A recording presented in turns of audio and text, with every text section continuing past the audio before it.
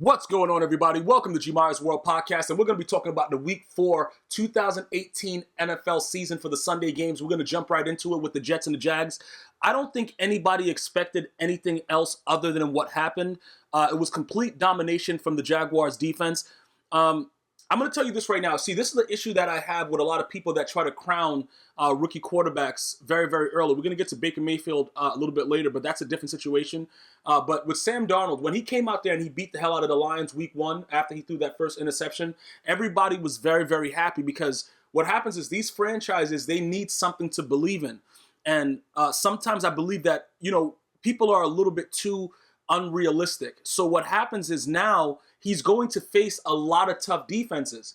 And it's not that he's a bad player. Like, we can't really just say, yeah, bro, let's write him off, whatever. Because like I've been telling you guys since last year, I really like Trubisky, and we're going to get to him in a second with what he did, because I thought he was going to score 100 points yesterday. But that's neither here nor there. When you start talking about these quarterbacks, you got to give them a chance to try to evolve. So all in all, it's what we expected, because the Jaguars, in my opinion, have the best defense in the NFL. So I don't know what you would expect from such a young QB against that defense. Now, the only issue that I will continue to have with the Jags is Blake Bortles. If this is how it is, right? If you give the Jags like, a Drew Brees, even at his age, Tom Brady at his age, whatever, they're winning the Super Bowl. They have at least, a 2-year, because Tom Brady's 41. I think that, they could probably win 2 Super Bowls. You give them the Tom Brady that Tom Brady is right now. At his age, he still can do it. Drew Brees right now at his age. Who else could you put there? Aaron Rodgers. Okay, like certain QBs like that, that's what they're just like Blake Bortles. I don't know what that is, but he's going to beat certain teams like the Jets, and they're going to lose to the Titans. We'll get to the Titans in a second because they had a very, very huge win in overtime. But I'm just trying to give you guys examples. Like, if you're a Jet fan, don't be too down on Sam Darnold, because if he goes over the top, that still raises the expectation level, and he's still going to have falters because he's a young QB. You know what I'm saying? So just give him some time. The Jaguars defense is pretty wild. I don't believe in moral victories, but I believe in growth, and he has to grow. If you think that he's going to come out there and I'm trying to think about it. Like, what rookie quarterback really went out there and just lit it up over the last decade? I know RG3 was pretty good his rookie season. He got Offensive Player of the Year. Who else? Cam Newton. He had like a couple 400-yard games. I'm trying to, you know what I'm saying? Like, they're gonna have the games where you're like, wow, they're really good. Then they're gonna have games where it's like, yo, this guy sucks. And it's easy to say that the guy sucks, because I'm gonna tell you, I will be the first to let you know if somebody sucks, bro. Like, if from my opinion, I'm going right at it. Like, yo, this guy right here, garbage. Straight up, dude sucks. It was a very, very tough game. And the Jets did as best they could against a ferocious defense. And like I said, the weakest link to the Jags that I'll continue to say is the quarterback position. Yeldon came in, did what he had to do. Fournette, I thought he would play. I know a lot of you guys with fantasy football was raging because this guy said he would start and he left again. But the Jags did what he was supposed to do after coming off of a tough loss with the Titans. It is what it is. Jet fans, keep your head up, man. Dolphins and the Patriots. I told you guys last week. Go back to the podcast. The Patriots were going to come out. They have to win this game. These are division games. I don't care how good you think the Dolphins are. The Patriots is, they're the daddy of the AFC East, all right? They're the daddy over there. Bro, daddy. They all call him daddy over there. That's pretty much what happens. So the Dolphins, whoever, what is it? The Jets? Who else is there? Is that the Bills? Like, whoever else is in that division, that Tom Brady is their father, or Faja, if you want to go with Goldmember from Austin Powers. Tom Brady's the Faja. So he was just out there throwing dimes. And you know what's weird about it? Like, I understand Josh Gordon was able to make a start, whatever. Like, it's not even about that. Tom Brady is just really, really... I don't understand how he's able to do the stuff that he does, because most of the guys that he's throwing the ball to, it doesn't seem like they're supposed to be there. Like, he's throwing the ball to running backs for dots. Like, it's just weird what this guy does. And when you start to talk about the GOAT, I understand that there's a lot of people that... when you talk about wins and losses, right? And Joe Montana, he didn't have any losses or anything like that, so you can still kind of evaluate it. It's kind of the same way you do Jordan over LeBron. But Tom Brady, man, listen, the dude is like 96 years old. You know what I'm saying? He went from 41 to 96 years old in a matter of like a minute. And he's out there just doing whatever. And this is what the Dolphins, you can't really write them off as far as the season, but it shows a lot when the Patriots can just come in there and do this. You know what I'm saying? Like, just take care of their business. And we'll see what happens with the next game that they play. You know what I'm saying? They play each other twice. But I fully expect the Patriots to win again. And it just shows you that it's very, very difficult to beat a Bill Belichick coach team, because even with Tom Brady's greatness, sometimes when he has bad games, the defense keeps them in the game. So, you know, it's very, very, it's weird the way that system works. But Robert Kraft has been successfully able to keep them together despite all the chaotic behavior that we've seen over the last year or so going on in that whole organization, more things being revealed. So we'll just keep an eye on that and see how that continues to go. The Eagles and the Titans, I don't know how to really explain this, because in my opinion, Mariota, I don't think that he's going to be the answer for the Titans, but I guess he's just starting to just do whatever he wants, because I don't know how to explain what he's been doing over the last couple of weeks. Like, I don't think that he's that dude, but this dude is trying to show me, like, listen, Gmias, shut the F up. I am that dude. Listen, bro, if this guy pulls off something like this, I don't understand. He was doing some things yesterday that I was just like, either the Eagles' defense is not as good as we thought it was, or Mariota's just that good. Now, Titan fans are going to tell me he's just that good, but I can't believe that, guys. I just can't. I don't know, man. I think he still makes a lot of rookie mistakes. I don't think that he's going to be the answer. It's not like if he turns out to be really, really good, you know, I'll be like, yo, look, all right, I was wrong. I got no problem saying that I'm wrong. I just don't know. I just think that when it comes down to it, he's going to be, you know, he's going to resort back to that Mariota that we know, where he's going to just throw picks, do wild things or whatever, and just doesn't care. But he was unbelievable. And I'm going to give credit where it's due. He exploited that Eagles defense. He showed you the way to beat that team. Carson Wentz, on the other hand, he played very, very well throughout the game. Obviously, with some throws that he probably want, to take back and stuff like that. Ajayi ran the ball pretty well. The Eagles this was a very, very tough loss. It's not, certain games you're going to lose like this. It's not like, oh yeah, bro, they suck. You know what I'm saying? Like, it's certain games are going to go like this where, you got bad calls in certain instances. Either side can say it was bad calls. And then sometimes guys just don't make plays. There's drop passes and stuff like that we saw from both sides. But at the end of the day, Mariota shined, man. And you got to give credit where it's due. You know what I'm saying? Regardless, like I said, I don't have anything against any of these players. Whatever I see, I'm going to speak about. I don't care. Like, I'm not holding no grudges. I don't know. I know some of the NFL athletes. I know some players off the Vikings and stuff like that. But I don't know these other players personally. I'm not out here trying to hate on them or anything. I'm just seeing visibly what they do. And Mariota just looked, he just looked really good, man. And if he plays like that for the entire season, I'm gonna have to retract my statements, because I don't know what the dude just out there putting in work, and you can't deny it. Texans and the Colts. The Colts should have won this game. What happened is that coach that went for it on fourth down, that he was very, very aggressive. He says, in the post conference, he doesn't want to tie. Well, you probably want to get fired, because that kind of play is crazy. You got to take the tie in that situation. Deshaun Watson, they came out playing very, very well. And then all of a sudden, the defense started giving up points. And Deshaun Watson in the fourth quarter started to, I don't want to say fall apart, but they couldn't move the ball. A lot of punts. It starts to get, I have yet to see that Deshaun Watson from last year, and I'm still waiting on it. It's very, very difficult to say that maybe it was just like an anomaly that he's going to play that well. I think he is that good that he can come out there and shine and be a great NFL quarterback. But we have to wait to see what happens. But he hasn't been really impressive, if we're being honest about it. He has to really step his game up. But in this game right here, high-scoring game, Hopkins obviously sealed it for them to get the field goal in overtime. But I have yet to see like something really, really good from Deshaun Watson. He played decent, but I expect a lot more out of him based on what we saw last year. That defense, I don't know what they're doing either, giving up all these points, and then Andrew Luck out there balling like, yo, what the? Colts fans have a lot to look forward to, because this is what you're going to do, right? Luck is going to throw a lot of picks, but he also can do what he did in that fourth quarter and bring you right back into the game. So it's going to be very, very interesting to see how this team continues to grow. I don't expect him to be that. Like, he's another guy, man. It's just too many turnovers with Andrew Luck. I just can't trust him. So I don't know, man. I don't know. Bills and the Packers. The Bills showed us who they really were.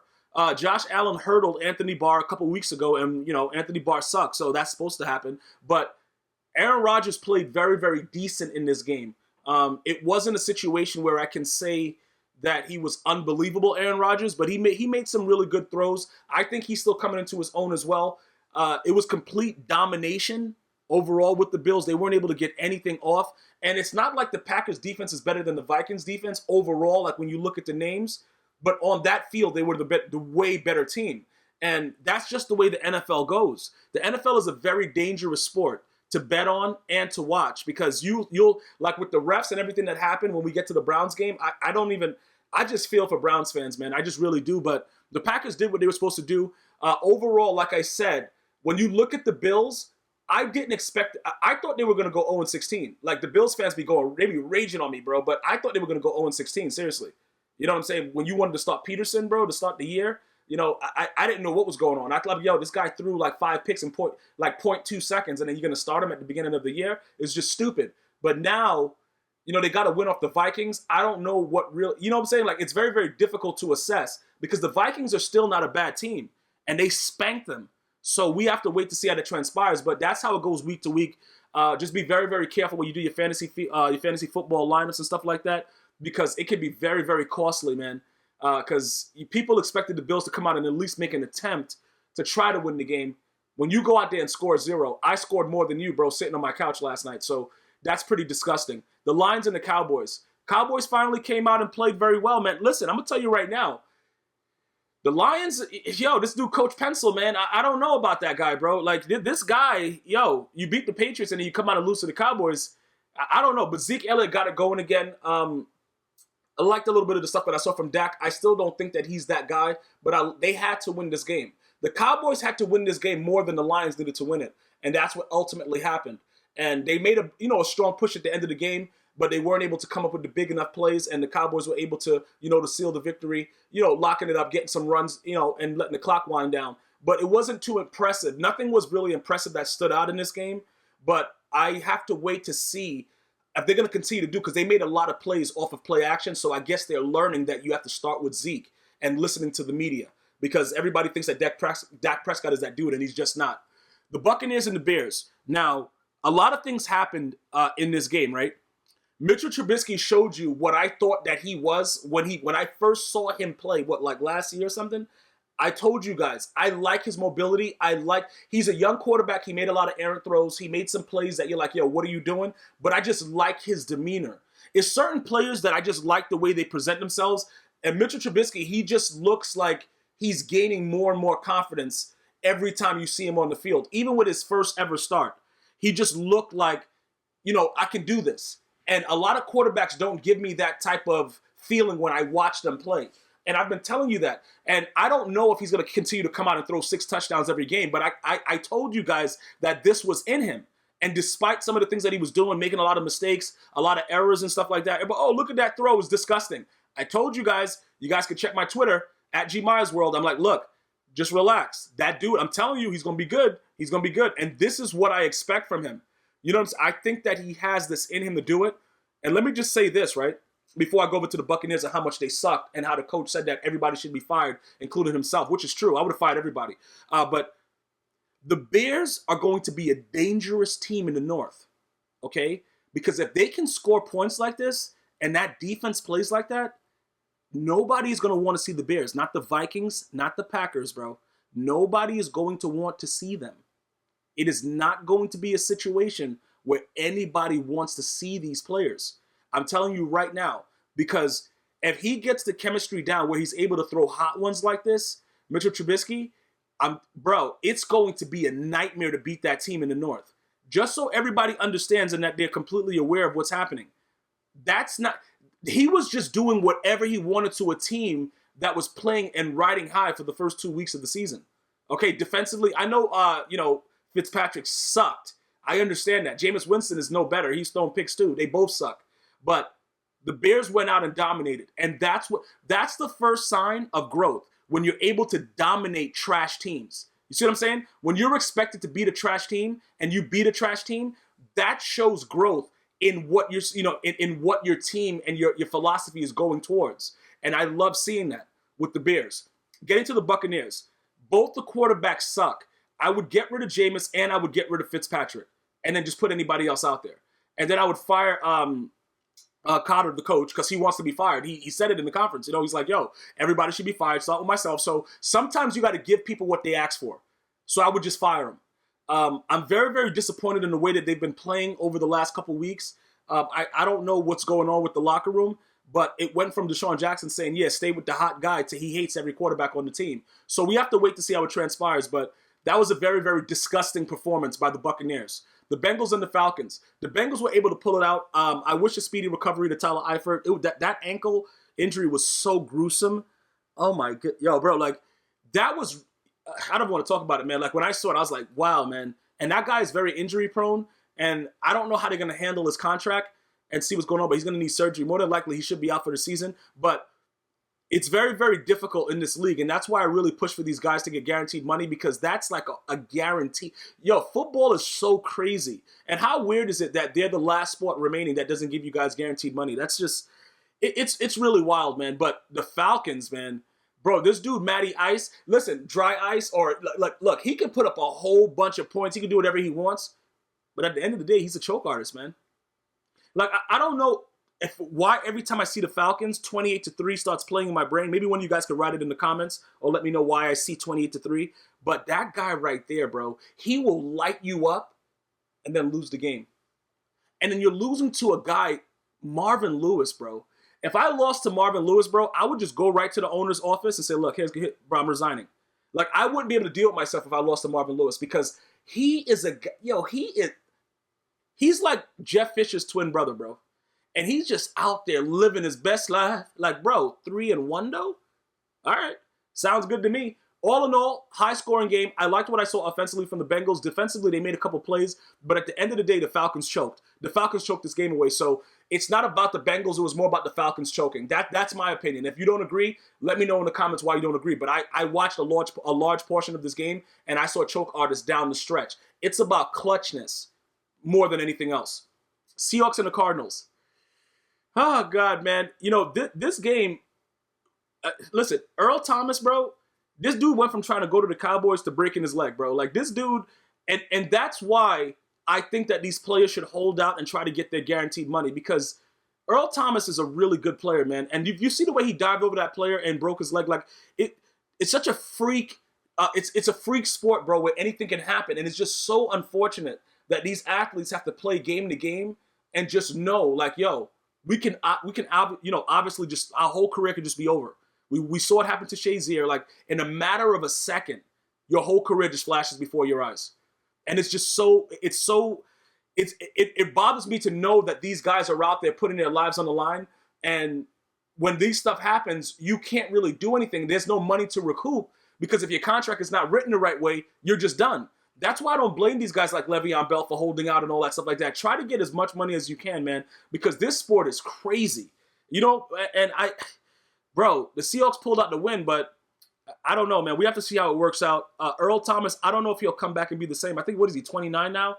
You know, coming off these kind of injuries over and over again, I don't know how it's going to really, you know, work out for him, but I wish that man the best, man.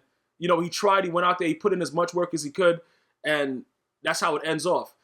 Getting over to the Cardinals, man, this right here, this is a very, very interesting situation, because Sam Bradford is a bum.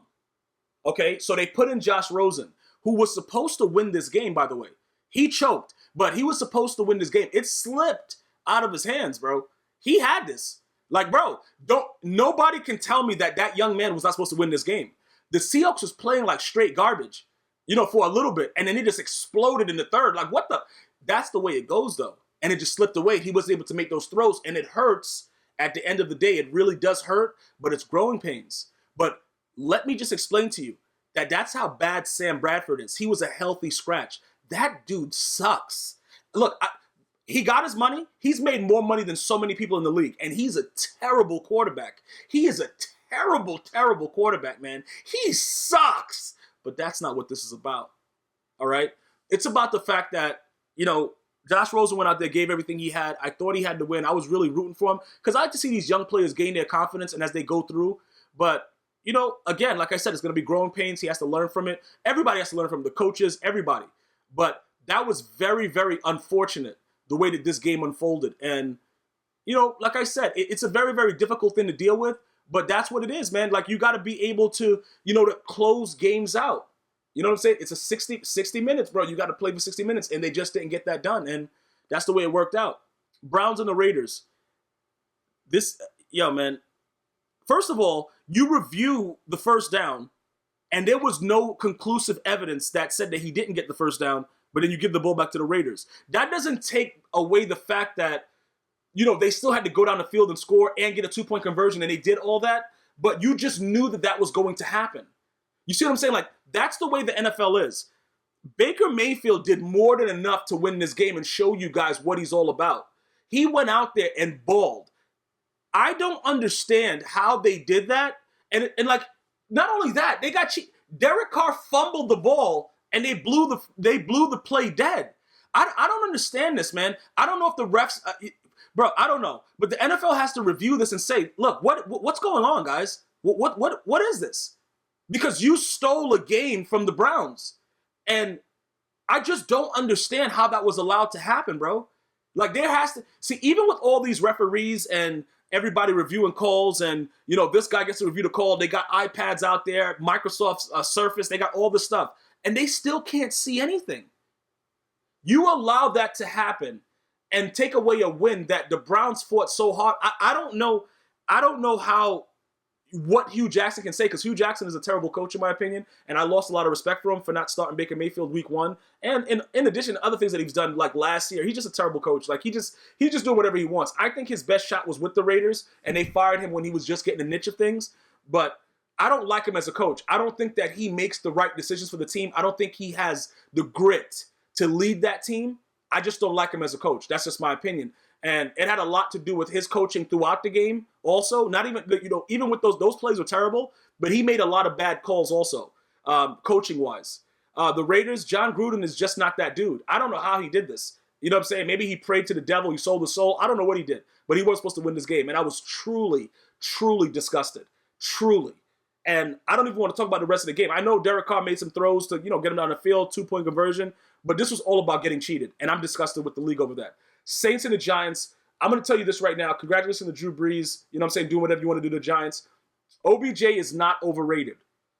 Okay, he's not overrated. It's just that Eli Manning sucks. All right, that's all I'm going to say about this game. I don't really want to go in depth into it, but you guys watch the game. Eli is up to his own, his old shenanigans. Listen, it's very, very I don't even know how to, Saquon Barkley, I understand the Giants they had the second pick, bro. You got to go with the quarterback. I think if you take Sam Darnold and you put him on the Giants instead of the Jets, I think they have a much better chance. Eli, they should have just stayed with what they were doing. When they benched Eli, just leave it alone and just go forward from it, man.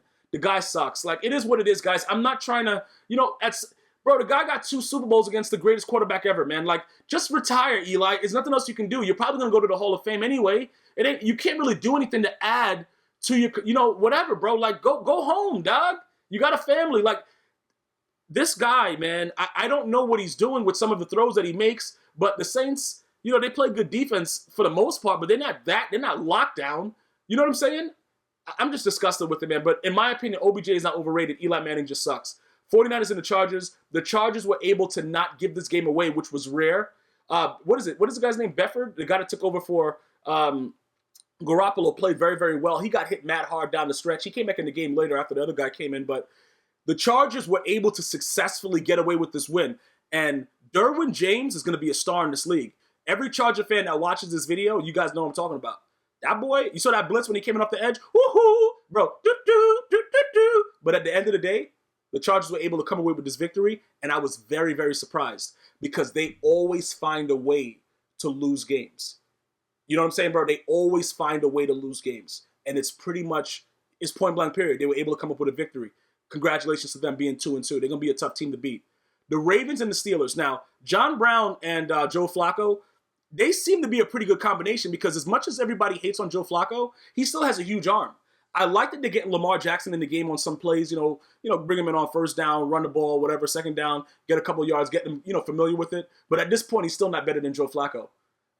So Skip Bayless was wrong about that as far as that goes. But Baker Mayfield, I agreed. I already said it before he said it, but Baker Mayfield was a great choice. He should have started from week 1, but Lamar Jackson is not better than Joe Flacco right now. I will tell you this, though. The Steelers suck.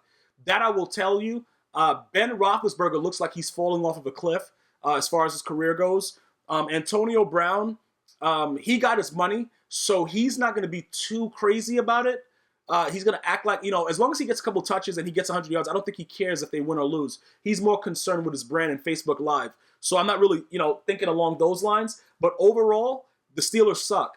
And Mike Tomlin, by the end of the season, I think if they don't make the playoffs, I think Mike Tomlin is fired.